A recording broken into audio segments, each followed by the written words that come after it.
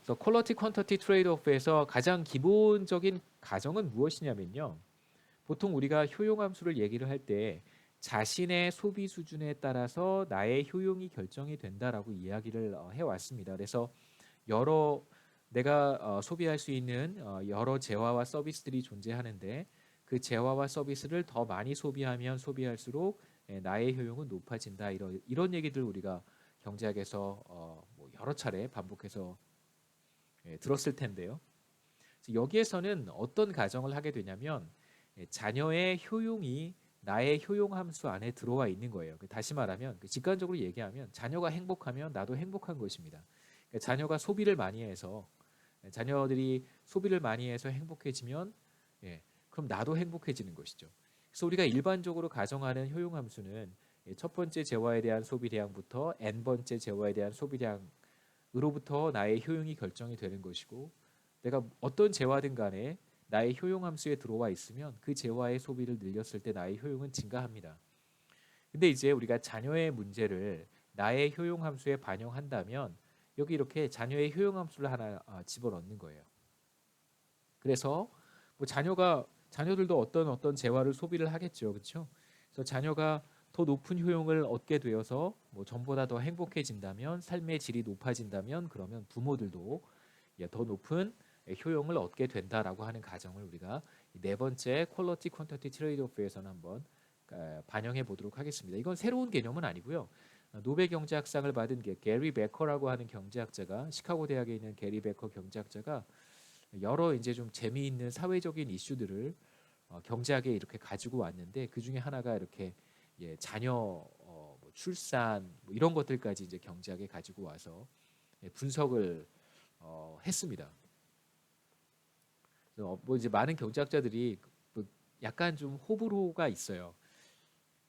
이런 식으로 경제학을 하는 것은 말이 안 된다 이렇게 받아들이는 사람들도 있고 경제학의 영역을 이렇게 확장했다, 프론티어를 넓혔다라고 이제 긍정적으로 평가하는 사람들도 있습니다. 여러분도 뭐 각자 출산의 문제, 자녀의 양육의 문제까지 이렇게 경제학의 프레임워크로 가져와서 분석을 해야 하는가에 대해서 여러분도 주관적인 한번 평가를 해보는 것도 의미가 있습니다. 나는 뭐 싫어라고 했을 때 이제 왜 싫은지에 대한 스스로 한번 답을 찾아보는 것도 좋고요. 참 재미있고 좋다. 과연 어떻게 응용하고 어떻게 접목시킬 수 있을까? 뭐 이런 것도 한번 생각해 보시면 도움이 될 것 같습니다. 자, 한번 여러분들 부모님 생각해 보시죠. 여러분 부모님들이 여러분을 보면 네, 뭐 행복해 하시죠, 그렇죠? 네, 그래서 여러분 부모님들의 바람은 아마도 여러분이 더 건강하고 그다음에 나중에 좋은 직장을 얻어서 더 높은 소득을 얻고 그다음에 뭐 여러분이 원한다면 또 더 좋은 배우자를 만나서 정말 행복한 삶을 예, 영위하는 것이 아마 여러분 부모님의 소원이라고 생각을 합니다. 자, 이것 때문에 바로 이것 때문에 지금 여러분이 동영상 강의를 수강하시는 것도 그래서 이 어려운 시기에 대학을 다니고 또 이런 식으로라도 강의를 듣고 이런 모든 것들이 사실 이제 그래서 여러분의 더 나은 삶을 위한 부모님들의 투자라고 생각을 하고요.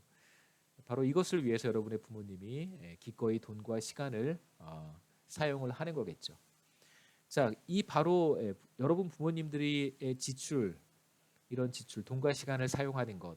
여기서 뭐 익스펜디처는 사실 뭐 돈의 의미만 있지만 지출의 의미이기도 하지만 사실 시간을 사용하는 것이기도 하잖아요. 돈과 시간을 사용하는 것을 우리는 뭐라고 볼 수 있냐면 여러분의 이제 어떤 퀄리티를 높이는 투자라고 볼 수 있습니다.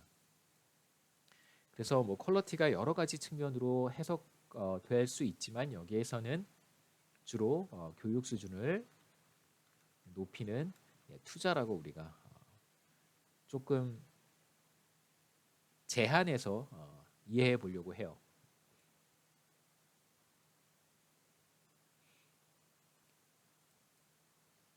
경제가 성장해가는 과정에서 사실 이제 우리가 여러 가지 현상들을 관찰할 수 있는데 이제 그 중에 하나가 뭐냐면 출산율이 감소하는 것이고요. 출산율이 감소하면서 이제 퀄리티와 퀀터티 사이에 약간 조정이 발생을 합니다. 그래서 경제가 성장해가는 과정에서 처음에는 퀀터티를 더 중요하게 생각을 하는데요. 그러니까 더 많은 자녀의 수가 사실 더 중요하다가 예, 어느 시점을 넘어서서 계속해서 경제가 성장해 가면 퀀터티에서 퀄러티로 이렇게 이동해 갑니다. 무슨 뜻이냐면 부모들이 자녀의 퀀터티에 관심을 갖다가 경제가 더 성장해 가면 성장해 갈수록 이제는 퀀터티는 조금 줄이고요. 더 적은 퀀터티를 선택을 하고 더 높은 퀄러티를 선택을 한다는 뜻입니다. 그래서 뭐 뒤에 그림을 제가 준비를 했는데요. 여기서 먼저 보시면 자, 이쪽이 퀄러티라고 한번 해보고요. 퀄이라고 쓰겠습니다. 이쪽이 퀀터티라고 한번 해보죠. 자, 처음에는 그러니까 사실 퀄러티도 높이고 퀀터티도 높이는 이쪽 방향으로 갈 수 있으면 좋은데 이렇게 가는 건 사실 쉽지 않잖아요. 그러니까 자원 제약이 있기 때문에 제가 쓸 수 있는 시간과 돈의 한계가 있기 때문에 자원 제약이라고 하는 예산 제약이라고 하는 제약이 있기 때문에 이제 바깥쪽으로 나가는 것은 사실상 어렵고 이 둘 중에서 어느 쪽으로 갈 것인지를 선택을 해야 되는데 경제가 성장해 가는 과정에서 이제 퀀터티에 비교적 더 높은 가중치를 두었다가 이쪽 퀄러티 쪽으로 이렇게 이동해 가는 현상이 나타날 것이라는 겁니다. 그래서 간단한 예를 하나 생각해 볼 수 있는데요. 디스크리트 초이스라고 하는 것은 둘 중에 하나를 선택하는 선택의 문제를 가리킵니다. 디스크리트 초이스 이그젬플 하나 생각해 보겠습니다. 초이스 A이거나 이제 초이스 B 둘 중에 하나를 선택하는 거예요. 다른 걸 선택할 수 없습니다. 초이스 A는 4명의 자녀를 갖고 그 다음에 각각 고등학교까지 교육을 시키는 것이고요.